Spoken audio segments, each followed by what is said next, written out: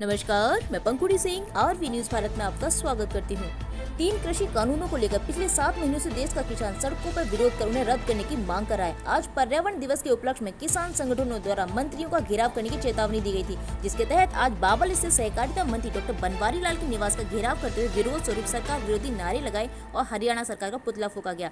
किसान नेता रामकिशन गहलावत ने कहा कि सरकार किसानों पर अत्याचार कर रही है। कोरोना काल में भी देश का अन्नदाता अपनी जान हथेली पर लेकर सड़कों पर बैठा है, लेकिन सरकार की हर धर्मता टूटने का नाम नहीं ले रही है। उन्होंने कहा कि सरकार महामारी की आड़ लेकर किसानों पर बिल थोप रही है, ये उचित नहीं है। सरकार को समय रहते इस पर संज्ञान लेना चाहिए, वरना उन्हें इसका खामियाजा भुगतना पड़ेगा।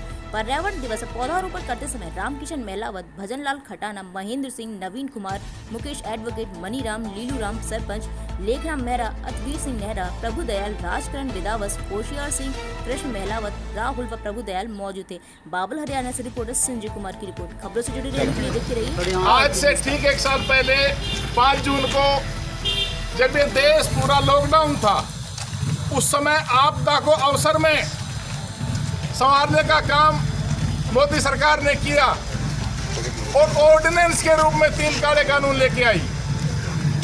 ऑर्डिनेंस यानी किस हालात में लाए जाते हैं, जब कोई विकट स्थिति होती है, जब सेशन नहीं बुलाया जाता और बहुत जरूरी होता है, उस हालात में ऑर्डिनेंस आते हैं।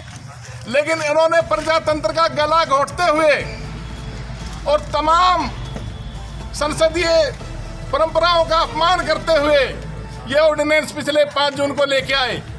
ये केवल कुछ चंद पूंजीपतियों का हित साधने के लिए, इस किसान को दबोचने के लिए, किसान का अस्तित्व खत्म करने के लिए ये ऑर्डिनेंस लाए गए। ऑर्डिनेंस पे ना कोई संसदीय समिति बनी, ना किसी किसान संगठनों से बातचीत हुई, ना किसी एक्सपर्ट कमेटी की हुई, ना पक्ष विपक्ष के सांसदों से उस पर चर्चा हुई, और किस प्रकार तानाशाही रवैये से ये ऑर्डिनेंस लेके आए गए। ये चंद पूंजीपतियों को लाभ पहुंचाने के लिए थे। पिछले 1 साल से निरंतर हम उसका विरोध कर रहे हैं। आपने पता होगा कि पिछले 6 महीने से ज़्यादा दिल्ली की सीमाओं, हरियाणा और उत्तर प्रदेश की सीमाओं पर किसान अपनी मांग को लेकर के बैठे हैं, लेकिन ये निष्ठुर सरकार उनकी सुनने की बजाय किस प्रकार उन पे आरोप प्रत्यारोप लगा रही है। किस तरह 0 डिग्री टेम्परेचर में किसान वहाँ बैठे रहे, किस प्रकार अंधड़ में, किस प्रकार बरसात में, और ऐसी विकट स्थिति में वहाँ बैठे किसान अब तक करीब 500 से ज़्यादा शहादत हो चुकी हैं। लेकिन ये मोदी सरकार, ये निष्ठुर सरकार चंद पूंजीपतियों का हित साधने के लिए किसान को जो ना किस प्रकार अपमानित कर रही है, किस प्रकार उनको नज़रअंदाज कर रही है। अभी इस देश में ये आंदोलन चल रहा है, पूरे देश में आंदोलन पसार रहा है, और आने वाले समय में निश्चित रूप से ये आंदोलन इस मोदी सरकार की कब्र खोदेगा, निश्चित रूप से इसको धराशायी करेगा, और जो पूंजीपति इसकी आड़ में जिनको लाभ पहुंचाने का लाभ है, उनको भी बेनकाब करने का काम करेगा। आज देश के तमाम प्रतिष्ठान औने पौने दाम पे अपने चहेते लोगों को बेचे जा रहे हैं। वो 70 साल में आम लोगों के खून पसीने की कमाई से खड़े किए गए थे, लेकिन चंद पूंजीपतियों को लाभ पहुंचाने के लिए किस प्रकार औने पौने दाम पर उन प्रतिष्ठानों को बदनाम करके उनको दिया जा रहा है।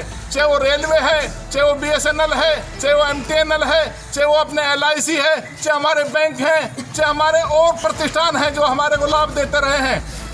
ऐसे उन पूंजीपतियों के हाथ में देश बेचने का काम किया जा रहा है। इसलिए ये देश में पूरे एक क्रांति का रूप लेगा, और निश्चित रूप से क्रांति किसान को तो बचाएगी, इस देश के भाग्य का भी फैसला करेगी, इस देश में अच्छी व्यवस्था कायम करेगी। उसके लिए लड़ाई है, और जब तक हम लड़ाई में पीछे हटने वाले नहीं हैं, तब तक हम इसमें कामयाब नहीं हो जाते। हमारा इन देशवासियों से, सभी भाइयों से आह्वान है कि इस किसान लड़ाई में, इस देश की लड़ाई में हमारा सहयोग करें, और जिस प्रकार की हठधर्मिता मोदी सरकार अपना रही है उसका जोर शोर से जवाब दें, और निश्चित रूप से इस सरकार को धराशायी करें। इस देश में एक अच्छी व्यवस्था